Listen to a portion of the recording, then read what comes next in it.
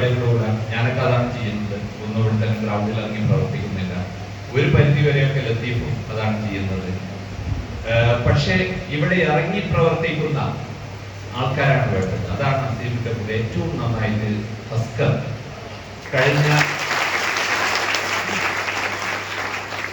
ഒരു വർഷമായിട്ട് ഈ ഒരു സ്ഥാപനത്തിന്റെ ജീവനും ജീവനാടിയുമായിട്ട് ഹസ്കർ മാറിക്കഴിഞ്ഞു. എനിക്ക് അത്ഭുതം തോന്നാറുണ്ട്.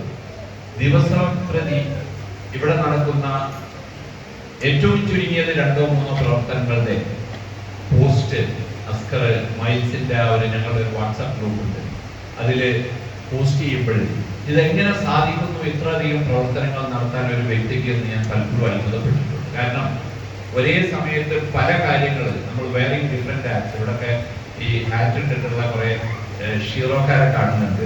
ഒരേ സമയത്ത് പല തൊപ്പികൾ ധരിക്കുക, പല കാര്യങ്ങൾ ചെയ്യുക എന്നുള്ളത് ശിക്ഷസാധ്യമല്ല. അതിന് എന്തോ ഒരു സർവശക്തം നൽകിയിട്ടുള്ള ഒരു കഴിവുണ്ട് അസ്കർ. നമ്മളൊക്കെ പലതും നമ്മളൊക്കെ പണ്ടൊക്കെ പറഞ്ഞിരുന്നെങ്കിലും അതൊന്നും ഇവിടെ ഗ്രൗണ്ടിൽ നടത്തില്ല. ഓഫ്കോഴ്സ് ഇതിനെ സപ്പോർട്ട് ചെയ്യാൻ വേണ്ടിയിട്ട് എന്റെ തന്നെ ബന്ധുവായ അഹമ്മദ്, അതേപോലെ ഡോക്ടർ ജമാലും, അതേപോലെ തന്നെ ഇവിടെ ഇരിക്കുന്ന മറ്റ് അഭ്യുദയകാംക്ഷികൾ, ഇവിടുത്തെ പഞ്ചായത്ത്, ഇവിടുത്തെ MLA ഒക്കെ കൂടെയുണ്ട്. പക്ഷെ അതൊക്കെ കൂടെ നിൽക്കാനേ പറ്റുകയുള്ളൂ. ഇറങ്ങി പ്രവർത്തിക്കാനുള്ള ആൾക്കാർ വേണം. അതാണ് കഴിഞ്ഞ ഒരു വർഷമായിട്ട് മൈൽസിന് വന്ന ഏറ്റവും വലിയ ഒരു മെച്ചം.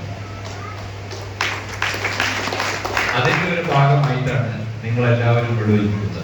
അപ്പൊ സാധാരണ നിലയിൽ ഇവിടെ വന്ന് ട്രെയിനിങ് നടന്നു, ചില യോഗങ്ങളൊക്കെ കൂടി എന്ന് പറയുകയല്ലാതെ അതുകൊണ്ടൊരു ഫലം ആർക്കെങ്കിലും കിട്ടിയോ എന്ന് ചോദിച്ചാൽ വളരെ കുറച്ച് പേർക്ക് മാത്രമേ അതുകൊണ്ട് എന്തെങ്കിലും മെച്ചം കിട്ടിയിട്ടുള്ളൂ എന്നുള്ളതാണ് എൻ്റെ അഭിപ്രായം.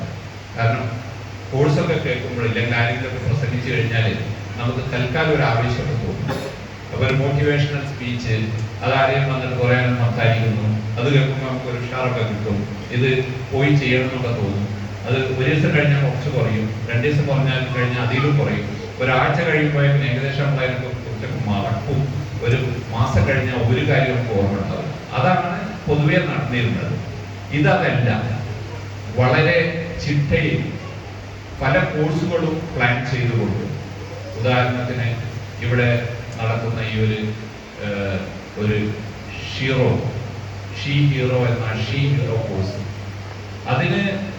അതൊരു സംരംഭകരെ സൃഷ്ടിക്കുക എന്നുള്ള ലക്ഷ്യം വെച്ചുകൊണ്ട് അതിൽ നവാബുമായി ഒക്കെ ചേർന്നുകൊണ്ട് അത് ആദ്യമായിട്ട് അതിനെ പറ്റിയിട്ട് കോൺസെപ്റ്റ് ഡെവലപ്പ് ചെയ്യാനും അതിനുശേഷം അത് പ്രാവർത്തികമാക്കാനും ഒരുപാട് മെനക്കെട്ടിട്ടുണ്ട് ലത്തീഫും അസീമും, അതേപോലെ അത് അസ്കറും ഒക്കെ. അപ്പൊ അതിന്റെ ആ ഗുണഭോക്താക്കളാണ് ഇവിടെ ഇരിക്കുന്ന പലരും. അതുകൊണ്ട് വരാവുന്ന ഫലങ്ങൾ വളരെ ദൂരവ്യാപകമാണ്. കാരണം നിങ്ങളൊക്കെ ജോലിക്ക് വേണ്ടി ശ്രമിക്കുന്നതിന് പകരം ജോലി ദാതാക്കളാകാൻ പോവുകയാണ്. സ്വയം ജോലി ചെയ്യുക എന്നുള്ളതല്ല. ഇപ്പൊ കേരളത്തിലൊക്കെയുള്ള ഏറ്റവും വലിയ പ്രശ്നം നമ്മളൊക്കെ ജോലി അന്വേഷിച്ച് നടക്കുക എന്നുള്ളതാണ്. പലപ്പോഴും നമ്മൾ അതിനു വേണ്ടി നോക്കിക്കഴിഞ്ഞാൽ ജോലി കിട്ടിയെന്ന് വരില്ല. പക്ഷെ നിങ്ങളൊക്കെ ജോലി സൃഷ്ടിക്കുകയാണ് മറ്റുള്ളവർക്ക് വേണ്ടി.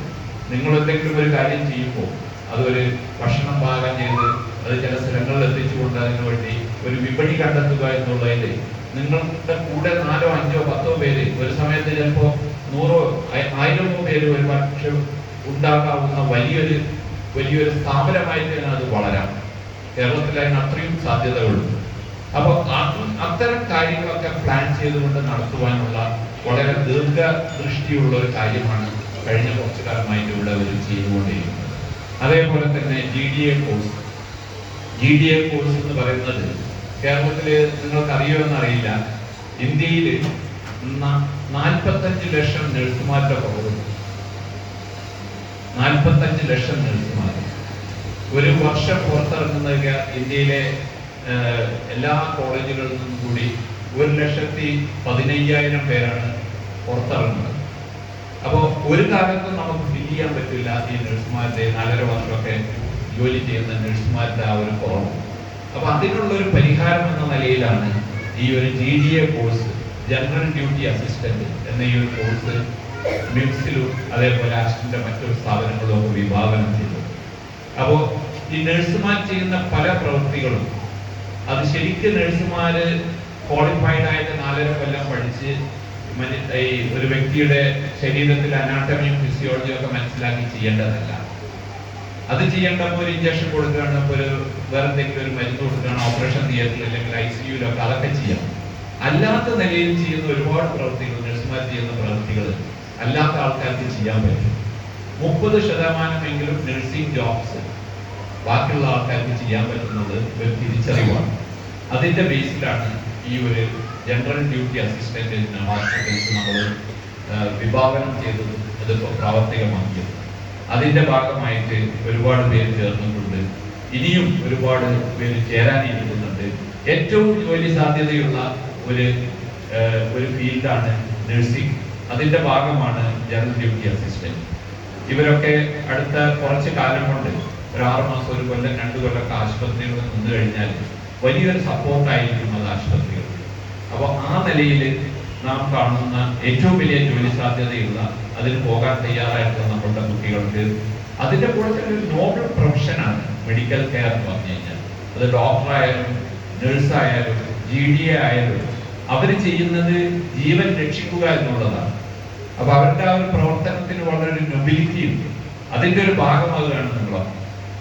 വെറും ഒരു ജോലി ചെയ്യുക എന്നുള്ളതല്ല, അതിന്റെ കൂടെ നിങ്ങൾ വലിയൊരു സേവനമാണ് ചെയ്യുന്നത്.